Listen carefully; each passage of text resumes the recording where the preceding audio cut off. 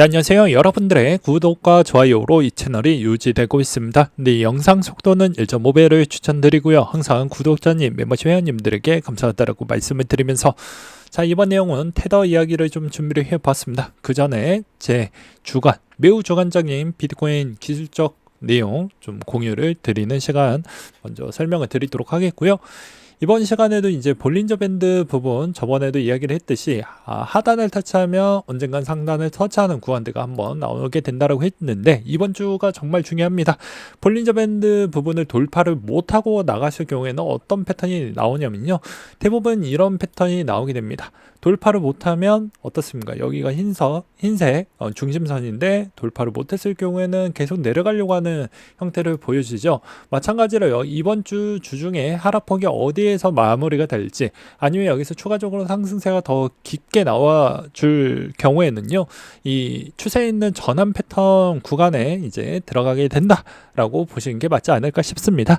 그렇기 때문에 요 구간에서 이 몇 주 정도는 이게 이제 차트로는 주봉 차트이다 보니까 주봉 차트이다 보니까 몇 주 정도는 좀 더 지나봐야 되는데 이번 주와 다음 주 정도가 이제 전환해 주는 패턴이기 때문에 정말 중요하다라고 말씀을 드리고 싶습니다. 그래서 힘이 없으면 언젠가는 볼린저 밴드가 상단이 좀 좁아지는 구간대가 나와 줌으로써 이제 상승폭이 좀 줄어드는 패턴이 나오게 될 것이다. 이렇게 보시는 게 맞을 것 같고요.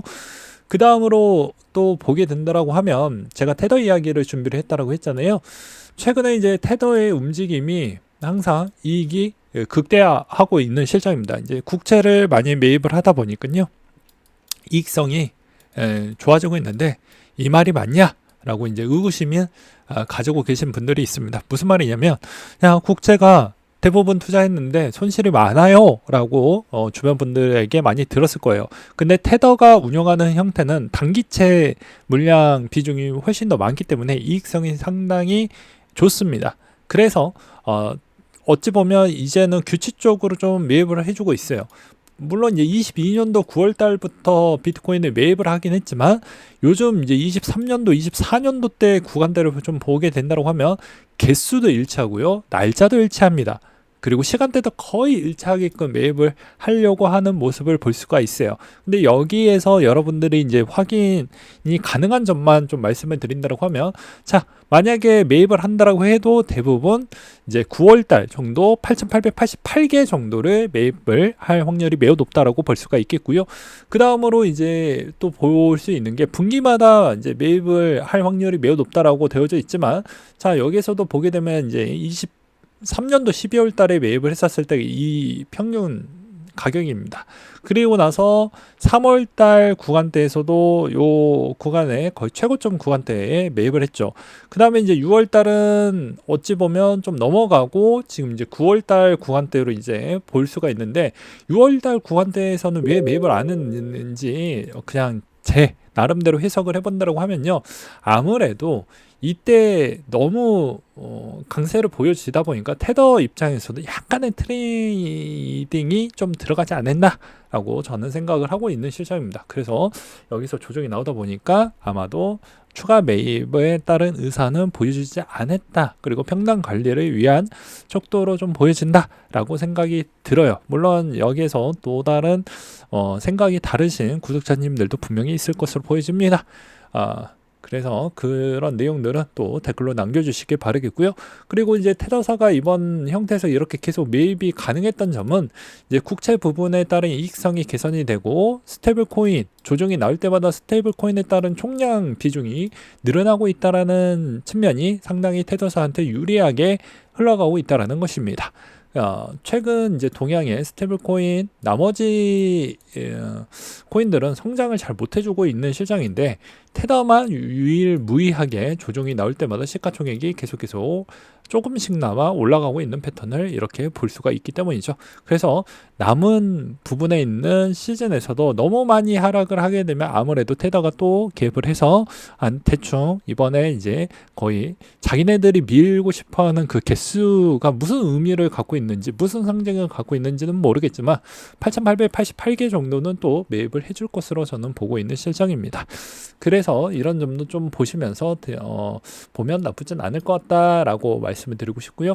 그 다음으로 테더사의 보고서 내용을 보게 되면 여기에서도 보시다시피 현금성 자산 어느 정도 갖고 있고 그 다음에 비트코인 비중이 계속 늘어나고 있다라는 걸 볼 수가 있습니다. 앞으로 점점 늘어날 것 같은데 여기서 계속 그 물량 대비를 지속적으로 모아서 이제 걔는 이 테더사가 생각하는 모델링의 비중이 어느 만큼까지 늘릴지는 좀 볼 필요성은 있어요. 그렇지만 요 현금성 자산 추이와 그 다음에 앞으로 이제 스테이블 코인에 있는 경쟁 구도가 더욱더 이제 심화되는 형태로도 갈 수도 있기 때문에 아마도 비트코인 비중을 일정 이상은 계속 가져가려고 하지 않을까 싶습니다. 그리고 이제 이 국채 비중이 월등하게 높기 때문에 이 수익성은 거의 보장성이 되어져 있는 수익성이기 때문에 분기마다 수익성이 좀 많이 내려갔다라고 보기에는 전 어렵다라고 보고 있는 실정입니다. 그래서 앞으로도 계속 비슷한 규모에 있는 물량을 충분히 소화할 수 있을 만한 정도까지는 된다라고 생각이 들고요. 그 다음에 이제 아무래도 하반기에 이제 9월달에 원래 안 좋았다 보니까 이제 사람들의 의견이 좀 갈리게 될 것 같은데요.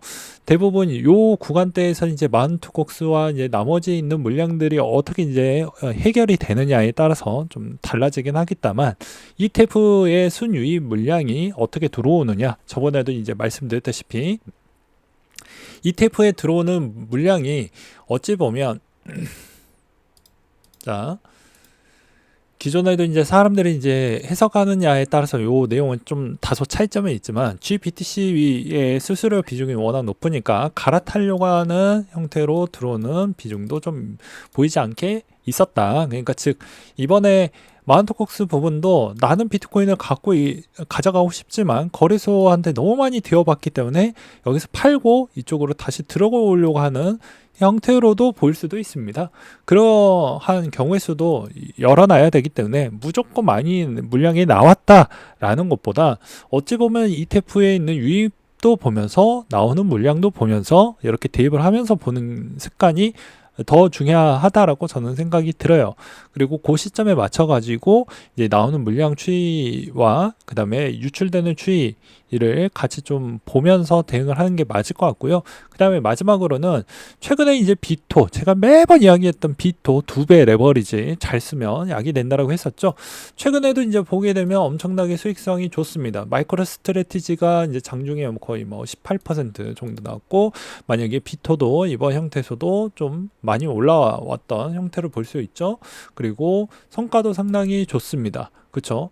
이때부터 거의 19%, 그 다음에 6% 넘게 올랐죠. 알트코인보다 더 수익성이 좋으면서 어찌 보면 손실률도 최소화시키는, 그리고 이런 상품군은 없어지거나 상폐되거나 누가 러그풀 해서 먹튀하거나 이런 경우는 거의 없다라고도 저번 시간에서도 미친듯이 많이 이야기를 했습니다. 그래서 이것도 잘 쓰면 약이 되고 내 전략이 없는 형태로 쓰게 되면 독이 된다라고도 말씀을 드리기도 했었죠. 그래서 누구나 투자 시장에 들어오는 것까지는 뭐라 하지 않지만 아무 생각 없이 들어오면서 이게 손실이 입혀서 내 감정에 또 찌들어서 너무 막 어찌 보면 뭐 시세 한탄하고 해봐야 의미가 없다라는 겁니다. 전략을 하더라도 전략 한번 짜보고 실패하더라도 거기에서 깨달음과 또 다른 경험치가 쌓였으니까 보완이 되겠죠. 그리고 우리는 뭐 하루 이틀 투자하고 접는 그런 형태가 아니죠. 뭐 사기꾼이 아니기 때문에 길고 롱런하게 투자를 할 거라고 하면 보다 좀 더 안정장치가 있는 상품에서, 그리고 어찌 보면 소액이다라고 해도 최대한 상품을 여러 가지 혼합 형태로 가져가야 그나마 수익성이 어느 정도 좀 평균 이상 올라올 수 있을 만한 최저값을 좀 찾아야 된다. 그 중에 하나 알려드렸던 이런 2배 레버리지 잘 사용하면 나쁘지 않는다. 그리고 여전히 풍차 돌리기가 어렵다고 하면 저번에도 말씀드렸다시피 일드맥스에서 나왔던 이런 상품 부분을 이제 잘 이용을 해보시면 내가 돈이 없는데 내가 투자할 게 뭐 어떻게 있냐라고 이제 물어보시는 분들이 많이 있습니다. 그래서 이제 상승 구간 때는 좀 낮으면서 오히려 이제 수익도 조금은 나지만 대부분 배당 이자가 이렇게 70% 많게는 뭐 100%에 가까운 정도로 이렇게 수익성을 뽑아낼 수 있을 만한 그런 상품들이 많이 있습니다. 여기서도 이제 사람들이 하는 그런 추이가 뭐가 있냐면, 이거는 커버드 콜 상품은 명확하게 보면 그냥 이해하기 쉽게 커버드 콜이라고 이야기를 했지만, 이거 엄밀히 따지면 커버드 콜은 아니고 그냥 옵션 상품입니다. 엄밀히 따지면 옵션이고, 콜 옵션과 풋 옵션 부분을 매니저가 지정을 해서 그거 가지고 이익을 내서 이익의 일부분을 배당으로 주는 것이기 때문에 커버드 콜 상품하고는 다소 조금 차이가 있다라고 보시면 될 것 같습니다. 그리고 저번에 이제 이야기했듯이 뭐 비토나 그 다음에 콘이나 그 다음에 여기서도 이제 마이크로 스트래티지 Y나 뭐 이런 쪽은 제가 이제 나중에 또 실시간 방송에서도 말씀을 드리기도 하겠지만요. 대부분 이 이자는 고정값이 아니라고 이야기를 많이 했어요. 근데 이제 추가 설명을 좀 드린다라고 하면 이렇게 좀 설명을 드릴 것 같습니다. 무슨 말이냐면, 이 콜 옵션하고 풋 옵션은요, 변동성이 좀 있어야 됩니다. 변동성이 떨어지면요, 이익성이 떨어집니다. 왜 변동성이 많이 커야 이익성이 커지냐면, 옵션에 참가 비용을 내야 되거든요. 근데 참가 비용을 낼 때 사람의 개체 수가 적으면 참가 비용이 떨어지겠죠. 그쵸? 근데 이 참가를 하려고 하는 대상자가 많으면 참가 비용이 올라가겠죠. 그렇게 보시면 될 것 같습니다. 그래서 실질 거래량과 그 다음에 옵션에 있는 참가하는 대상자가 많아야 이익에 있는 분배금이 높아진다라고 이 정도 개념만 가지고 가셔도 됩니다. 그러면 이 말의 의미를 좀 더 풀어서 설명을 드린다고 하면, 자, 성수기 때 지금 상승기 패턴이 있고 그 다음에 예측이 좀 애매하니까 누군가는 누군가는 숏 구간대를 계속 나오다 보니까 이 구간에 이제 대부분 애매한 시점에서 변동성이 많이 생기겠죠. 그러면 이거에 따른 차익을 많이 가져갈 수 있는데, 대부분 상승기 패턴에 이제 배당 이자를 많이 줍니다. 예, 이자를 많이 주지만 하락기 패턴이 되면 지금과 같은 형태만큼은 주진 않을 거예요. 그 대신 제가 왜 이 하락기 패턴 구간에서도 저 상품을 왜 추구하고 설명을 드리는 이유는 무엇이냐면, 여러분들이 제가 저번에도 이야기를 했지만 저소득자 그리고 중위소득자에 한해서는요, 현금의 흐름이 안 좋으니까 평단을 낮출 수가 없습니다. 그리고 대부분 뭐 듣도 보도 못한 알트코인 사가지고 박살 나는 경우보다는 차라리 비트코인이나 실체가 있는 상품군을 대체제로 해놓고 가성비 있게 돌리면 수익성이 나오면서 내 자산도 지키면서 보호도 되니까 이런 형태로 좀 굴리라는 말씀을 드리는 것이죠. 그리고 이게 너무 나는 세금을 너무 내기 싫다라고 하면 전략도 여러 가지가 있다고 했습니다. 굳이 ETF를 선택하지 않아도 일드맥스에 있는 이자를 여기서 받고 실제 빗썸이나 업비트에서 비트코인을 구입하는 형태로도 접근을 할 수 있는 경우, 그런 수 부분도 넣을 수가 있기 때문에 자기 입맛대로 잘 맞춰서 최적화하는 형태에 있는 연습만 잘 하시면 된다. 그리고 마지막으로 말씀드리고 싶은 건, 한번 했으면 끝까지 해야 결과값이 나오는 것이지, 대부분 여기서 중도에 하차하면 이도저도 안 되고 아무것도 이루어지는 건 없습니다. 그냥 인생의 실패자가 되는 것입니다. 무언가를 계속 꾸준하게 해야 결과값이 나와요. 이때까지 엔비디아 뭐 예를 들어서 뭐 극단적인 부분이긴 하지만, 엔비디아를 예를 들어서 그 전에 들고 계셨던 분들이 그렇게 수익성이 많이 컸었을까요? 그렇지는 않잖아요. 이제 와서 이제 이 타이밍 때 딱 맞아 떨어지니까 장기 투자자분들이 이제 그만큼 많이 모았을 때, 그때 이제 비로소 결과물에 이제 열매를 이제 성취하듯이, 지금에 있는 구간이 비트코인이 약간 좀 주춤하고 알트코인의 뭐 수익성에 있는 도파민에 잠깐 뭐 어여쁜 뭐 미남이나 미녀분들이 잠깐 보면 이렇게 잠깐 눈이 가듯이 잠깐 눈만 가고 다시 되돌아와야 된다라는 겁니다. 네. 왜냐? 이쪽이 좀 더 괜찮으니까 말이죠.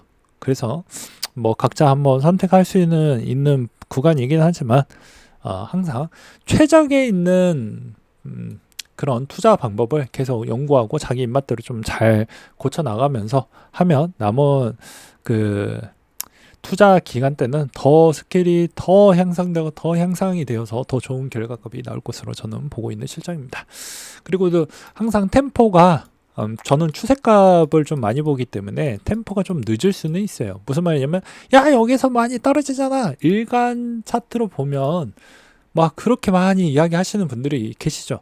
근데 대부분 지나고 나서 보면은 꼭 이제 그런 부분에 있는 잡음을 내시는 분들도 입을 싹 닦습니다. 그러니까 자기 투자는 제 의견이 맞다가 중요한 게 아니고요. 여러분들의 있는 이런 의견이 나왔으면 왜 이 친구는 왜 이런 의견이 나왔을까라고 보면서 참고하는 형태로 보는 게 도움이 많이 되는 것이지, 맞다 아니다는 중요한 게 아니다 라고 저는 말씀을 드리고 싶습니다. 그리고 생각하는 힘을 좀 더 많이 키우시길 바라겠습니다. 네, 이상으로 마치도록 하겠습니다.